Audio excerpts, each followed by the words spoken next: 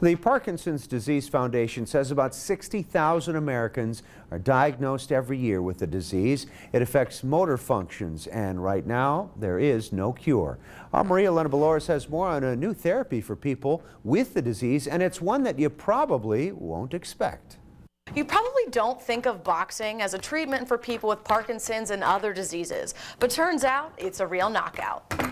They start each session with a warm-up. Stand big, step up big, cross jab. Step back big. Then continue to move through different movements and machines for the rest of the hour. I think the bag was the best part of it. It's all part of the Miracle Movement program at We Care in Altoona. Because we're treating anything from Parkinson's to stroke to MS to Huntington's disease, any kind of neuro problem. Hitting the bag or punching the mitts, probably not what you'd expect for someone who struggles with basic movements.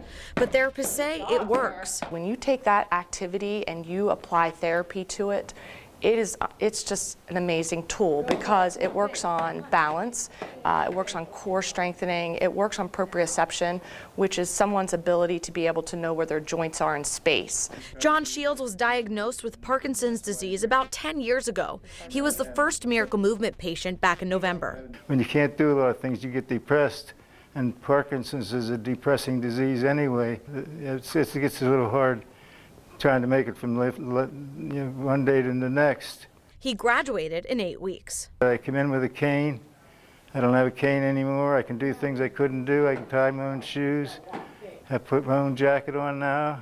He's even playing basketball with his grandkids, and he's not the only success story. Little things every day, simple things like I can get out of bed now and I couldn't before, or I can tie my shoes. So there's little successes. Boxing isn't DuBois's only tool. She also uses a Geiger machine. The machine is only found in 3 places in the U.S., California, Florida, and Altoona. It puts patients on their back and teaches them to pedal in a steady rhythm. DuBois says the goal is to rewire the brain so it's more in sync with the body. As a therapist, it's so rewarding to see your patients get better, but to be involved in something where people are making like huge improvements beyond even sometimes what I expect of them, it's unbelievable. It's such a good feeling, yeah.